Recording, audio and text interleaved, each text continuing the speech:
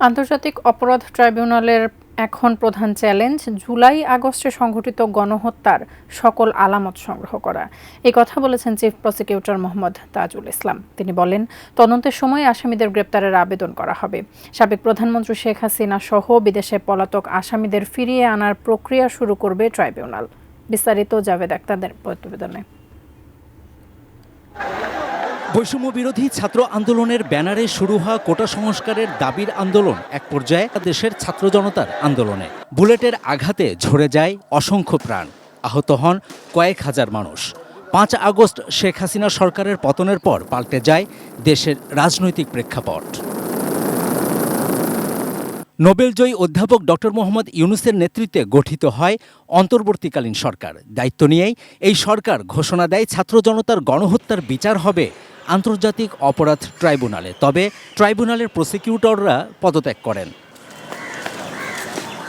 শনিবার পুনর্গঠন করা হয় আন্তর্জাতিক অপরাধ ট্রাইব্যুনাল। চিফ প্রসিকিউটর সহ ৫ জন প্রসিকিউটর নিয়োগ দেয় সরকার। দায়িত্ব নিয়ে রোববার ট্রাইব্যুনালে সাংবাদিকদের সঙ্গে কথা বলেন সদ্য নিয়োগ পাওয়া চিফ প্রসিকিউটর মোহাম্মদ তাজুল ইসলাম। ইতোমধ্যে ট্রাইব্যুনালের তদন্ত সংস্থায় ১১টি অভিযোগ দায়ের হয়েছে, যার মধ্যে 10টিতে প্রধান আসামি সাবেক প্রধানমন্ত্রী শেখ হাসিনা। আমাদের প্রথম প্রায়োরিটি হচ্ছে এই হত্যাকাণ্ড, গণহত্যার যে আলামত আছে এগুলোকে সংরক্ষণ করা, যাতে করে ন্যায় বিচারের ক্ষেত্রে এই আলামতগুলোকে আমরা আদালতের সামনে উপস্থাপন করতে পারি। কালার এক্সপার্ট, জর্জ স্যাপ এবং মাইল্ড অন হ্যান্ডস টেকনোলজি সমৃদ্ধ অরিক্স ক্রিস্টাল ওয়াশ আপনার লন্ড্রি এক্সপার্ট। যারা ঠান্ডা মাথায় আমাদের নিরস্ত্র সন্তানদেরকে হত্যা করেছে তাদের বিচারের মুখোমুখি করতে হবে। এইটা আমাদের প্রায়োরিটি, যে তদন্তকালীন সময়ে তাদের আসামি যারা হবেন তাদের গ্রেপ্তার করার প্রয়োজন হবে। নিশ্চয়ই আমরা এই পারপিট্রেটরদের গ্রেপ্তার চাইব। যিনি অপরাধ করেছেন অপরাধের গ্র্যাভিটি হিসাবে আসামির সাথে ডিল করা হবে। সুতরাং প্রধানমন্ত্রী হোক, আইজিপি হোক বা যত বড় ক্ষমতাধর মন্ত্রী হোক, তারা যখন অপরাধের কাঠগড়ায় দাঁড়াবেন, আসামি হিসাবে দাঁড়াবেন, প্রত্যেকেই সমান আচরণ পাবেন। তাদের প্রতি কোনো জুলুমও করা হবে না, তাদেরকে কোনো ছাড়ও দেওয়া হবে না। সম্ভাব্য প্রধান পারপিট্রেটর, তিনি দেশ থেকে পালিয়েছেন, তাকে দেশে ফিরিয়ে আনার জন্য আইনি প্রক্রিয়া সেটা আমরা শুরু করব।